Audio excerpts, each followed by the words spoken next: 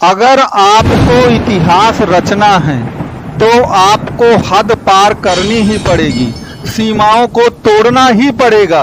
यदि आपको फुटपाथ से, झोपड़ी से महलों तक का सफर तय करना है तब भी आपको सीमाएं तोड़नी पड़ेंगी।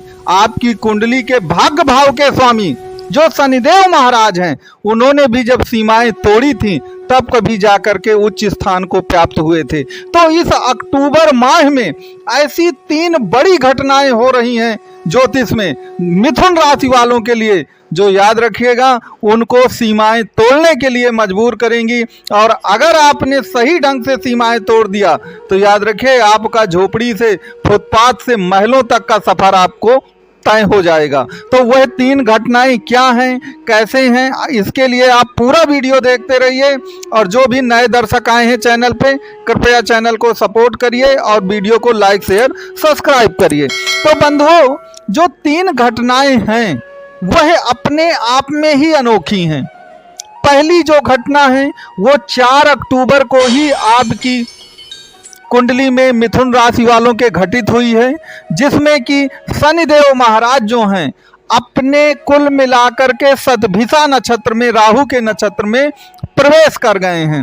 और 9 अक्टूबर सन 2024 से जो आपके गुरुदेव महाराज हैं, जो कि आपकी कुंडली में 7म और 10म भाव का प्रतिनिधित्व करते हैं, वह बकरी हो चुके हैं वृष राशि में।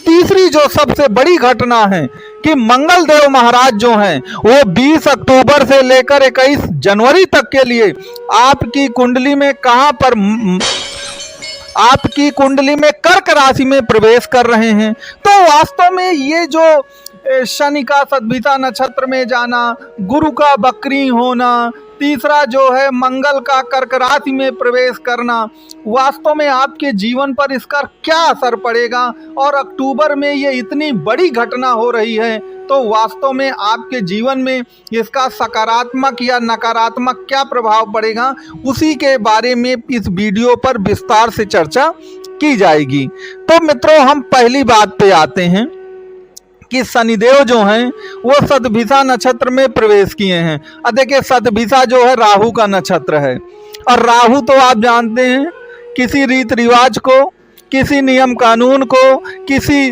सीमाओं को, हद को, किसी को नहीं मानता। राहु का काम है केवल अपने परम लक्ष्य को प्राप्त करना। राहु को जब समुद्र मंथन में ये हुआ कि अमृत पीना है तो उसने किसी से कुछ नहीं पूछा, उसने हद को पार किया और याद रखिए अपनी जान को हथेली पे लगाकर वो काम किया। तो जब शनिदेव शतभिषा नक्षत्र में आ जाते हैं तो याद रखिएगा साहस के साथ दुस्साहस जुड़ जाता है। मेरे कहने का तात्पर्य ये है कि इसका मतलब ये नहीं है कि आप दुस्साहसी बन जाएं और आप किसी तरह से हद पार कर दें, सीमाएं तोड़ दें। मेरा कहने का तात्पर्य ये है कि आपको जो भी प्रयास हैं वह पूरे मनोवेग से और पूरा अपने आप को समर्पित करके करना होगा। कहने का तात्पर्य केवल इतना है, जैसे राहु और शनि ने उच्च स्थान प्राप्त करने के लिए सब कुछ समर्पित करके अपना काम किया था, उसी तरह समर्पण की भावना जो है वह आपको रखनी होगी। केवल कहने का मतलब मेरे ये है, ये कहने का मतलब नहीं है कि आप सीमाएं तोड़ दें, हद तो पार कर जाएं, ऐसी कोई बात नहीं है। आप उसके भाव को समझें कि मेरा भाव क्या है कहने का। आप गलत रास्ते पे चलने लगें फिर कहते हैं हमने सीमाएं तोड़ दिया है, ऐसा मेरा मतलब बिल्कुल नहीं है।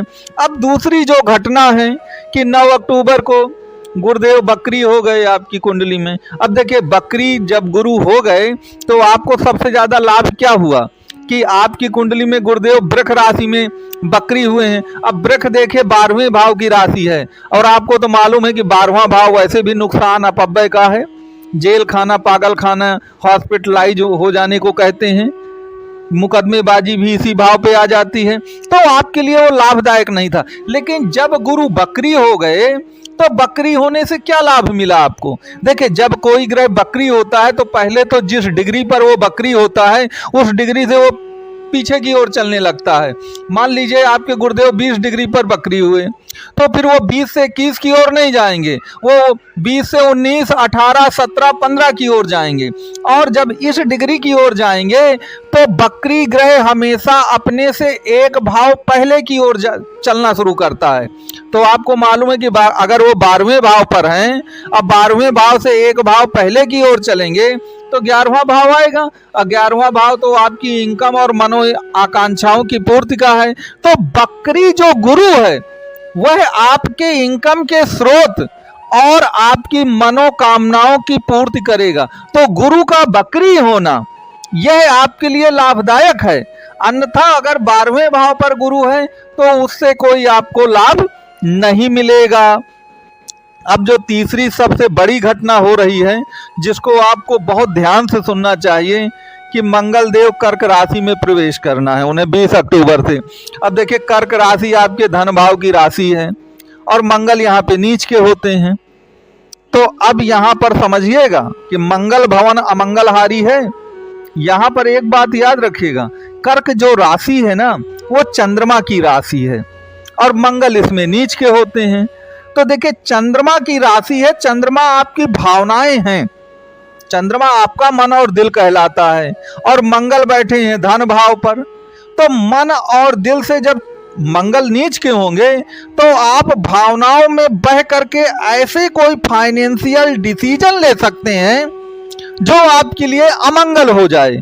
तो यहाँ पर एक बात हमेशा याद रखिए कि आपको भावनाओं में बह करके ऐसा कोई डिसीजन नहीं लेना है जो आपके लिए मंगल पूरी तरह अमंगल कर दे। और यहाँ पर इस बात को पूरी तरह से याद रखिएगा, फाइनेंशियल डिसीजन अगर आपने गड़बड़ किया तो भी मामला गड़बड़ा जाएगा। तो 20 अक्टूबर से 21 जनवरी तक का एक समय जरूर ध्यान दीजिएगा कि इस दौरान कोई भी बड़े फाइनेंशियल जो डिसीजन है वो बहुत सोच समझ के लीजिए। अगर आपने सोच समझ के नहीं लिया और फिर वही बात आ जाती कि हद और सीमाओं को तोड़ा आपने भावनाओं में आकर के, तो फिर मामला यहाँ पर गड़बड़ हो सकता है। इस बात का आपको ध्यान देना है। तो मंगल का अपनी नीच राशि में प्रवेश करना और वो भी धन भाव पर, हमेशा याद रखिए कि आपको फाइनेंशियल डिसीजन बहुत सोच समझ के लेना है। इसमें किसी भी तरह की अगर आपने लापरवाही की तो वह लापरवाही आपको जीवन भर सताएगी। तो मंगल का कर्क राशि में प्रवेश जो कर दिया है नीच राशि में, इस बात को थोड़ा सा ध्यान में रखिएगा। और मंगल की चतुर्थ दृष्टि वैसे भी आपके पंचम भाव पर पड़ेगी, तो पंचम भाव भी सफलता का भाव होता है। तो थोड़ा सा मंगल के लिए, और मंगल के लिए मैं आपको उपाय बता दूं कि मंगल रेड प्लैनेट है। तो सुबह सुबह उठ करके सूर्योदय जो होता है, चूंकि सूर्य जब उगता है तो रेड कलर का होता है, तो ओपन आइज से उनको देखने की कोशिश करिए, जिससे मंगल मजबूत होंगे और मंगल आपको बुरा फल नहीं देंगे। तो मित्रों, आपको ये वीडियो कैसा लगा ये ज़रूर बताइएगा। और कुंडली से संबंधित आप कोई भी कंसल्ट करना चाहें तो नंबर आपको दिया गया, कॉल व्हाट्सएप आप कर सकते हैं।